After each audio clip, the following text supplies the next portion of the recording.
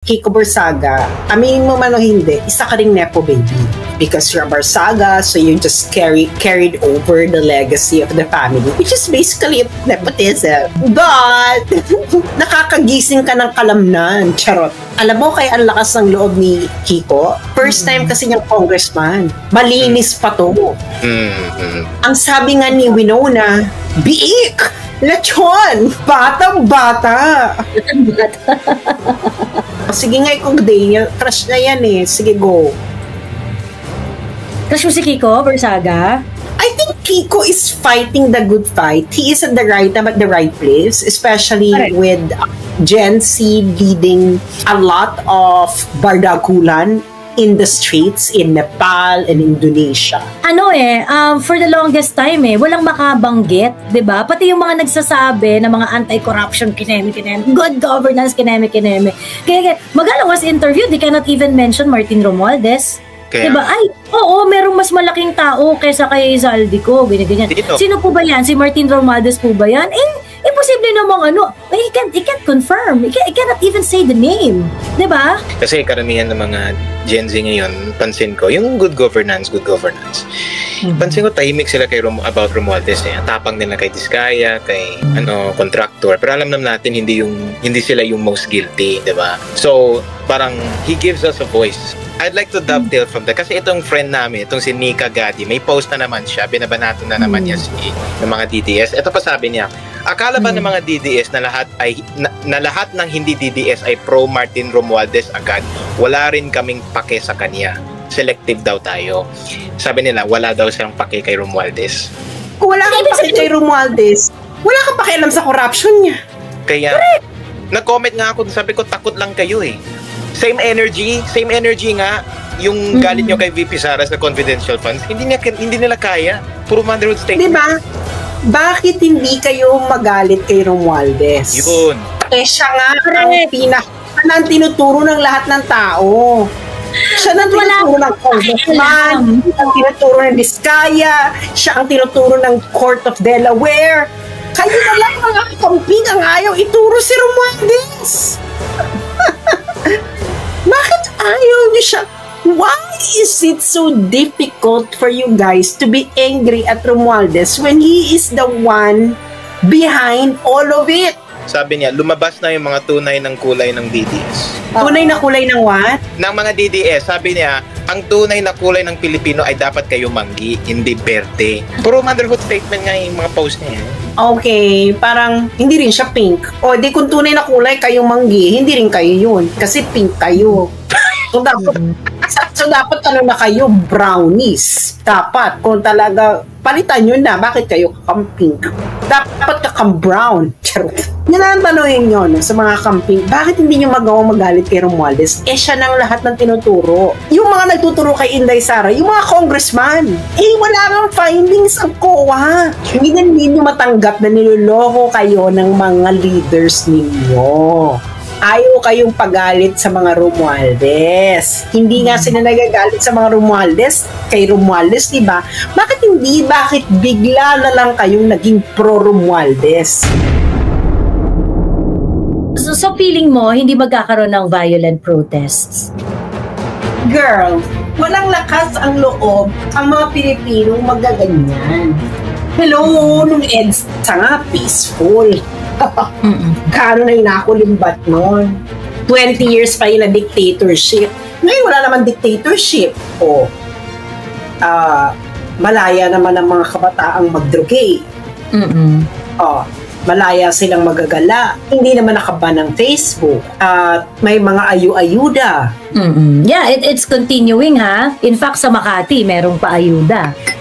Naka-addict sila. Maraming addict ngayon sa sugal. So maraming pinagkakaabalahan ng mga Pilipino. Kaya hindi yan mangyayari. Kaya tingin nyo maglalakas sa mga Pilipinong gawin ng Nepal at Indonesia? I don't think so. Ang mga Pilipino, manhid na. Wala na girl. Kahit harap-harapan na nga nakinukuha ang Andalusia. So parang wala na. Ang magkakalakas ng loob na yan. And I think it's going there is maraming mawawala ng trabaho. Kasi nga di ba bagsak ang tourism. Girl, we're already dati ang nakikipagganyanan tayo sa Thailand. Ngayon, girl, ang kaganyanan natin. Oo, wala na. Kaya kaganyanan natin Cambodia. Alam mo yon? Sa Pilipinas, na wala naman tayong ine-export ng bonggang-bongga. Tourism talaga ang nagpapabuhay sa maraming SME, Small Medium Enterprise. Di ba? Small Medium Enterprise. Kaso, wala na. So, I really think, the Philippines is a sinking boat. And people are not aware. Alam mo naman mga Pilipino, parating last minute. Parating last minute. So, hindi pa nila nararamdaman to. Pero kung yung South Korea na mismo nagsabi na mga magnanakaw kayo, ibig sabihin, it is too much. Yes. Lahat ng administrasyon ay hindi 100% malinis. So, yung mga bansa nagpapautang sa'yo, meron silang tolerance level na garapalan. South Korea, bigyan ka lang sinabihan na ayaw na namin kasi mga magnanakaw kayo.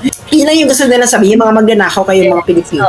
Yan ang gusto sabihin ng South Korea. Ibig sabihin nun, there is something. I think naman, nakikita naman ng lahat kasi gumuguha ang tulay, ganyan. Alam mo, ang wag lang anuhin ni Bongbong, ipanalangin niya sa lahat ng Diyos. Wag sa term niya mangyari yung the big one. Yung massive natural calamity, kasi that's going to really expose him to the core Kasi it's due Yeah. And that is going to be, if the millennials have the Yolanda, the political awakening of the millennials is Yolanda. If there's going to be another massive natural calamity, that's going to be the Yolanda of the Gen Z. Sabi daw, don't say that, Sas. I will say that because that's just scientific fact. Ano ba kayo? Ano bang feeling ninyo? Mapapahinto ninyo ang plate tectonics ng Earth? Hinog na yan In fact, nagpe-prepare na tayo dyan. Ano pa? I think 2020, panahon pa ni PRRD, nagpe-prepare na tayo dyan. Nagpe-prepare na because it's really gonna happen. In fact, it is already, it is the requirement that it is part of the business continuity plan of most establishments, of all establishments in Metro Manila. Yung mga nag-o-office dito, alam niyo yan, yung mga part yan, yung mga earthquake drill, part yon because we are anticipating for the big one. Because it's really gonna happen, no? Kahit magdasal kayo dyan, God will not change plate tectonics for you. You're not that special. Sabihin lang sa'yo ng Diyos, dasal-dasal ka dyan. Ba't di ka nag-prepare? Yun ang sabihin sa'yo ng Diyos, mag-prepare ka. Magagawa ko, ganyan ko kinreate ang mundo na may plate tectonics. Tapos gusto mo baguhin ko for you. Special! And I really think the Filipinos are still in a stage of coma. Alam mo, na-shock ka, na-coma ka na lang sa pagka-shock mo. Ito na naman sasabi ko. Tumira ako ng Katipunan. 2 years ata. This is the first time na nagbahang ganyan. Girl! Parang binaha loob ng Miriam. Okay, let's talk about Kiko Barsaga. So, inamin niya na BBM Sara siya. Unity. At bongga yung sinabi niya, malay ba namin kung ang magiging presidente ay si Romualdez? Malay ba niya? Which is, Congressman Kiko Barsaga, aminin mo man o hindi, isa ka ring nepo baby. Okay? Because you're a Barsaga, so you just carried over the legacy of the family, which is basically nepotism. But you're entertaining and very nakakagising ka ng kalamnan, charot. And it's representing our sentiments very well, di ba? Yes. Yeah, I think you're representing people very well. And I think Congressman Kiko Barsaga, I think you are representing your generation's hidden sentiment. Pero I think, alam mo, kaya ang lakas ng loob ni Kiko, first time kasi niyang congressman. Malinis pa to. Ang sabi nga ni Winona, biik! Lechon! Batang-bata! Manamis-namis pa! Naman yan. Si Daniel, nakinig ko. Sige nga, ikaw, Daniel. Crush na yan eh. Sige, go. Crush mo si Kiko Barsaga? leader siya ngayon ng Gen Z of yung mga silent DDS at yung mga anti kay Romualdez. Kasi karamihan ng mga Gen Z ngayon, pansin ko, yung good governance. Pansin ko tahimik sila kay about Romualdez eh. Ang tapang nila kay Diskaya, kay contractor. Pero alam naman natin hindi sila yung most guilty, 'di ba? So, parang he gives us a voice to finally speak out. So, yun. Kaya, parang may nag-comment nga kanina eh. And he's fearless ha. Talaga nung ano siya, sinipa na ako sa Sinipa na ako sa NUP eh. Di sige, tatalak na ako ng wagas dito. And nag-post rin siya, Daniel, no, ng actually sinasabihan na ako ni Mayor na wag na ako magsalita, na wag ako kinakalaban si Romualdez, but wala tayong magagawa hustisya, sabi niya. Wala tayong magagawa hustisya. I think kasi he is in the right time and the right place to be like that, si Kiko Barsaga. And I think Kiko Barsaga has a bright future more than being a district representative. Alam mo yon? Kasi fresh. Lechon, biik.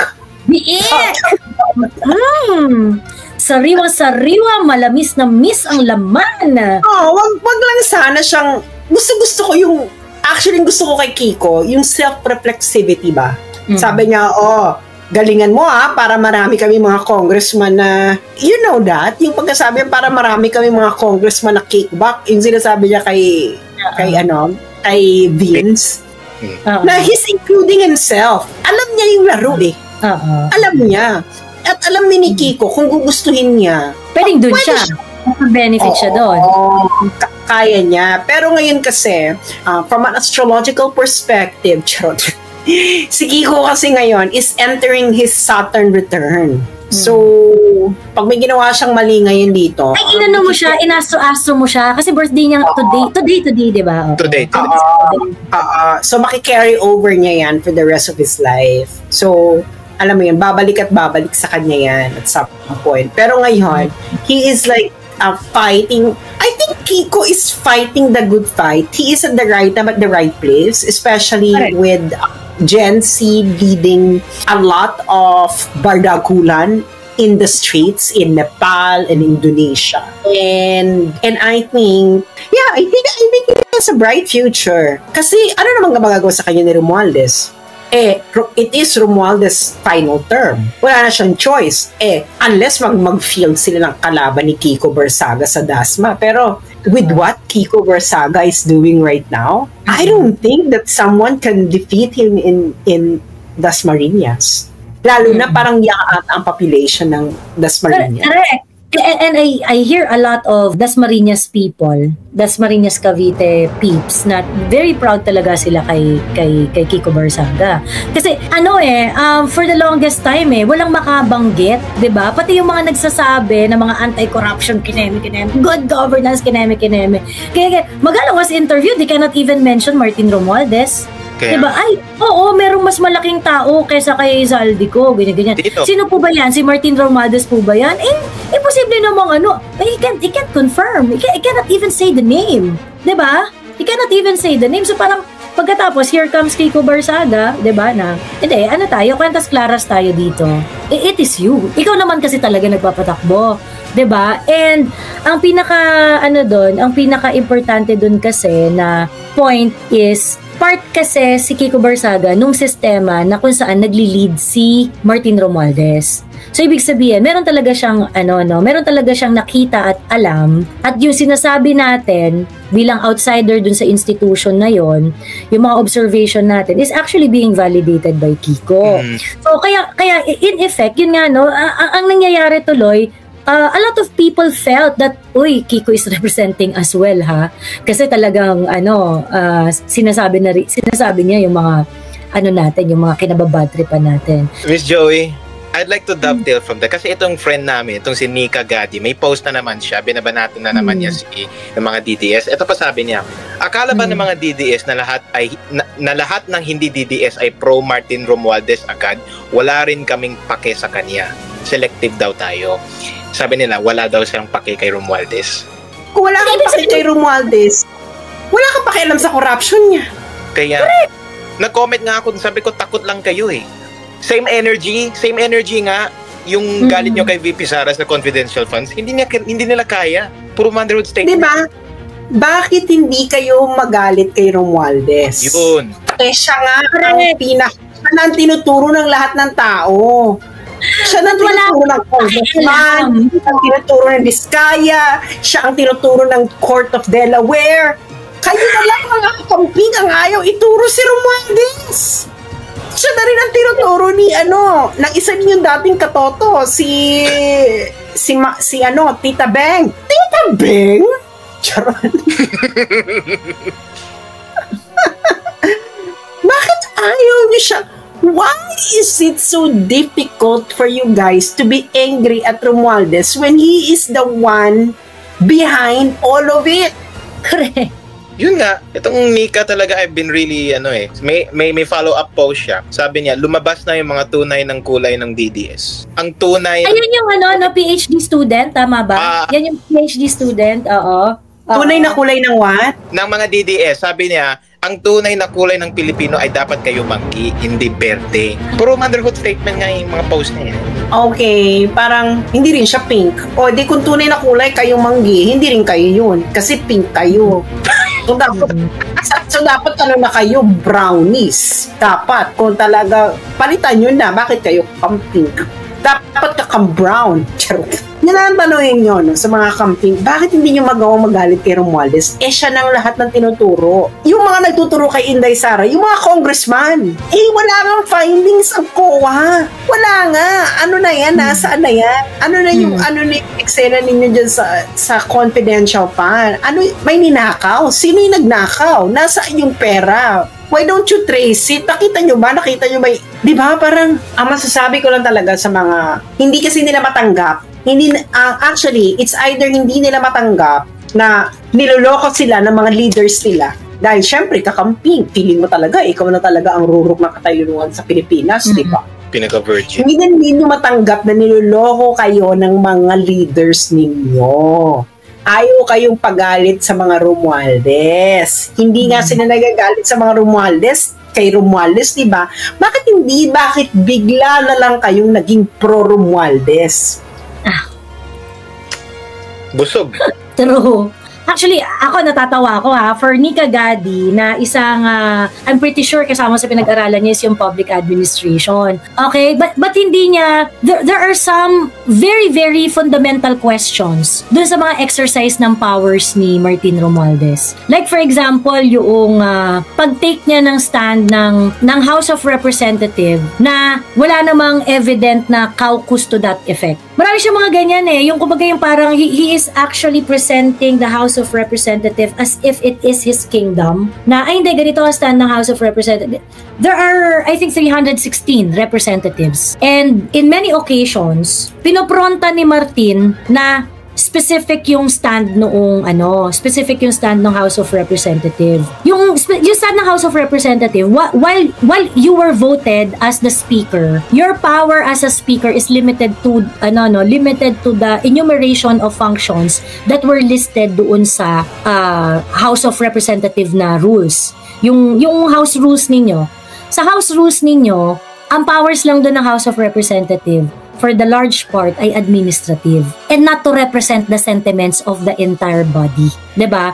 So, ibig sabihin, lahat ng stand ng House of Representative should be embodied into a resolution. Kasi pagbobotohan yan dapat Pero napapansin nyo ba? Diba? The House of Representative, kineme, ganyan. And that is a very, very fundamental dagok to our democratic framework. Diba? So, I think, actually, that is a topic nga for the academicians Kasi it's not carrying out it's not faithful to our democratic processes. 'Di ba? Speaker ka lang.